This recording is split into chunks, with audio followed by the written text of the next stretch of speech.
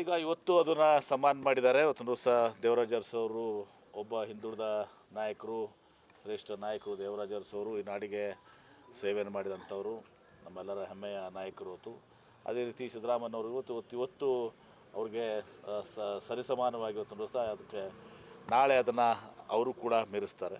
ಅವ್ರದ್ದು ಒಂದು ವ್ಯಕ್ತಿತ್ವ, ಇವ್ರದ್ದು ಒಂದು ವ್ಯಕ್ತಿತ್ವ, ವಿಭಿನ್ನವಾದಂಥ ವ್ಯಕ್ತಿತ್ವ. ಸಿದ್ದರಾಮಯ್ಯನವರು ಕೂಡ ಒಂದು ಸೈದ್ಧಾಂತಿಕ ಹೋರಾಟವನ್ನು ಮಾಡ್ಕೊಂಬಂದಂಥವ್ರು.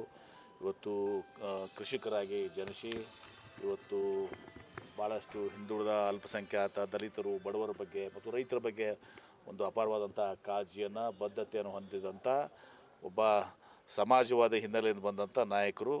ಅವರು ನಮ್ಮ ಕಾಂಗ್ರೆಸ್ ಪಕ್ಷಕ್ಕೆ ಬಂದ ಮೇಲೆ ನಮ್ಮ ಕಾಂಗ್ರೆಸ್ ಪಕ್ಷ ಅವ್ರನ್ನ ಗುರುತಿಸಿ 2 ಬಾರಿ ಅವ್ರನ್ನ ಮುಖ್ಯಮಂತ್ರಿಯಾಗಿ ಶ್ರೀಮತಿ ಸೋನಿಯಾ ಗಾಂಧಿಯವರು, ರಾಹುಲ್ ಗಾಂಧಿಯವರು, ಮಲ್ಲಿಕಾರ್ಜುನ ಖರ್ಗೆ ಅವರು ಮಾಡಿದ್ದಾರೆ.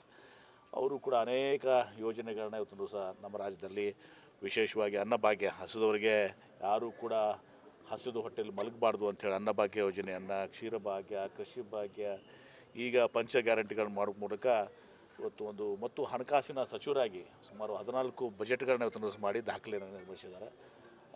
ಅವರು ನಾಳೆ ದೇವರಾಜ ಅರಸು ಅವ್ರಿಗಿಂತ ಒಂದು ದಿನ ಇವತ್ತು ಸಾವಿರದ ಹೆಚ್ಚಿಗೆ ಆಗ್ತದೆ.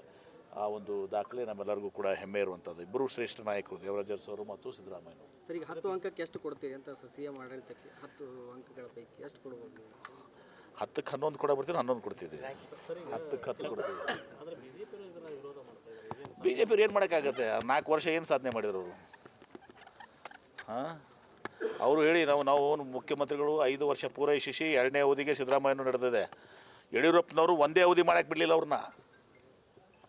ಪಾಪ ಯಡಿಯೂರಪ್ಪನವ್ರನ್ನ ಒಂದು ಅವಧಿನೂ ಕೂಡ ಪೂರ್ತಿ ಮಾಡಿಕೊಡಲಿಲ್ಲ. 2 ಸಲ ಅವ್ರನ್ನ ಅವಧಿಕ್ಕಿಂತ ಮುಂಚಿತವಾಗಿ ತೆಗೆದುಹಾಕಿದ್ರು.